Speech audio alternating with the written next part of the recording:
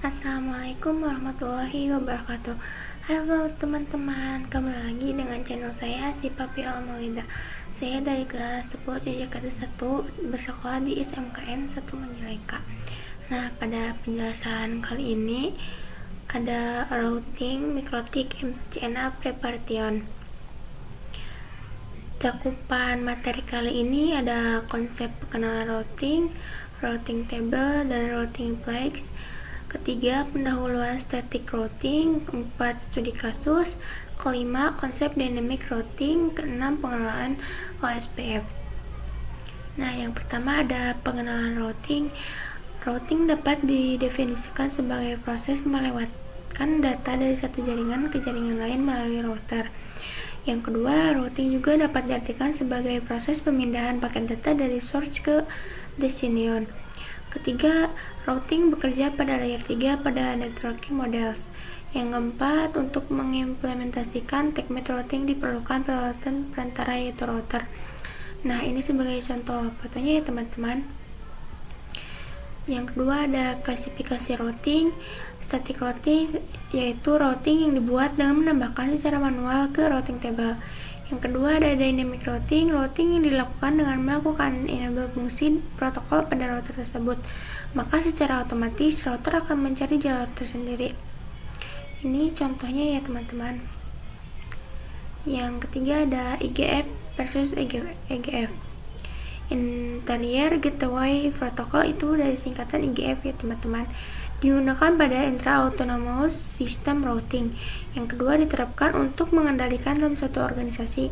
Yang ketiga contohnya sekolah atau kampus, perusahaan atau institusi lain.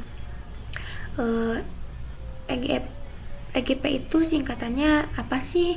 EGP itu singkatan dari Exterior Gateway Protocol, digunakan pada intra-autonomous system routing, diterapkan untuk mengenalkan administrasi yang berbeda atau bisa digunakan dalam internet. Yang ketiga contohnya ISP ke ISP, perusahaan ke ISP atau kampus ke ISP. Yang keempat ada IGP versus EGP.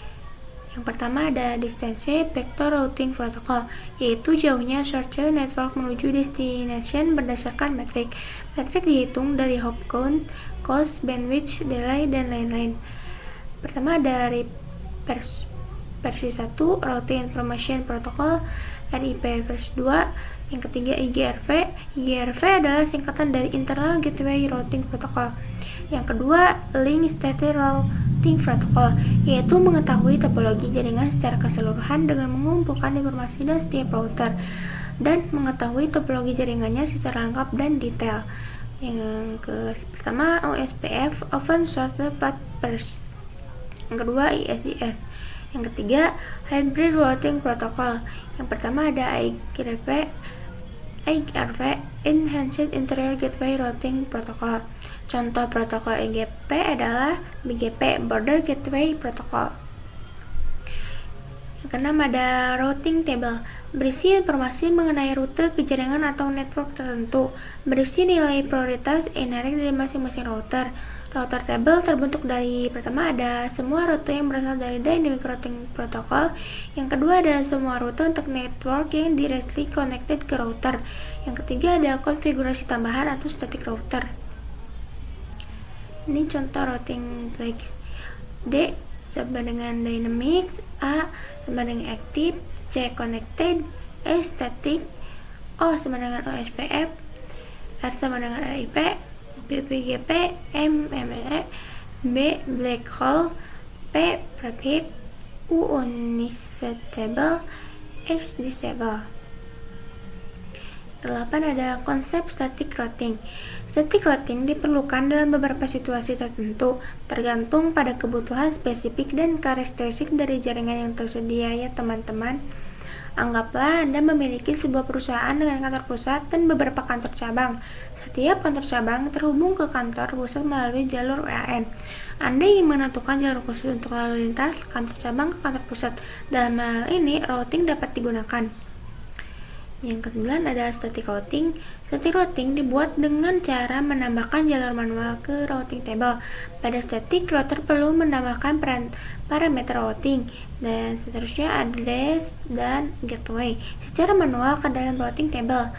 IP router rumusnya mau kemana lewat mana. Ini contohnya ya teman-teman.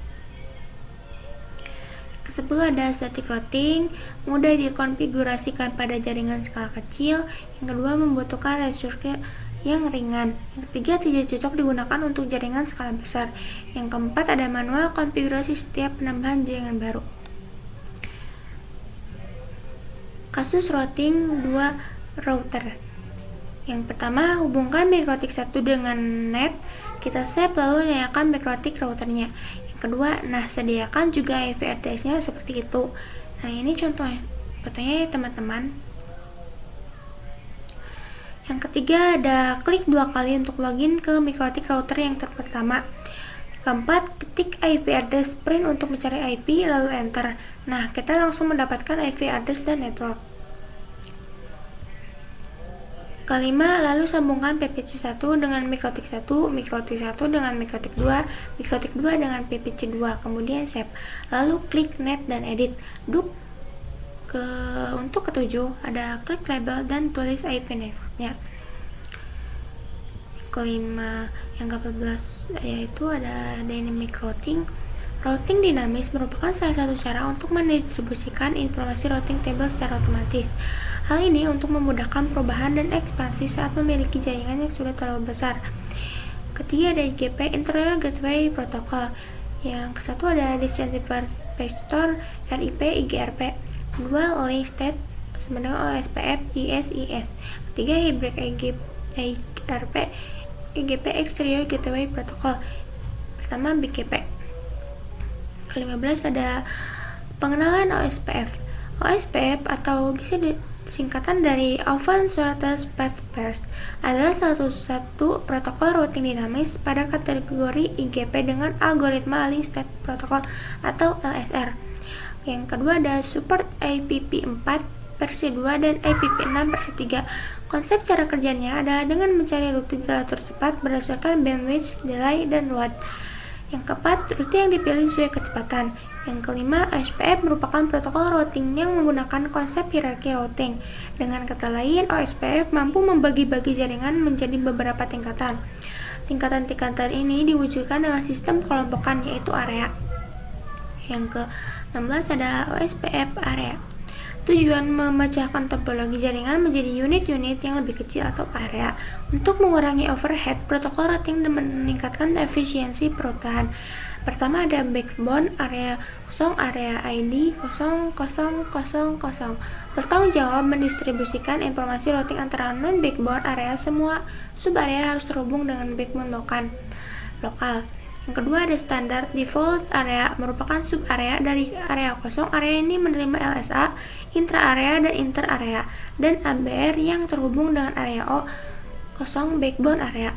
Ketiga ada stop area, area yang paling ujung. Area ini tidak menerima advertise external route. Keempat not stop area. Stop area yang tidak menerima eksternal atau route digantikan dengan default route yang bisa mendapatkan internal route dari route yang masih dalam satu area. Yang terakhir ada OSPF lab. Yang pertama merubah lab static routing sebelumnya menjadi dynamic routing.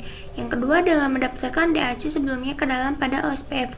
Yang ketiga mencoba menambahkan router dengan network baru dan bisa dilakukan konfigurasi OSPF. Dengan itu maka informasi pada routing table akan terdaftar secara otomatis. Sekian penjelasan dari saya. Maaf kalau ada kesalahan kata dan kurangnya ya teman-teman. Terima kasih telah menonton. Jangan lupa subscribe, like, dan komennya ya teman-teman.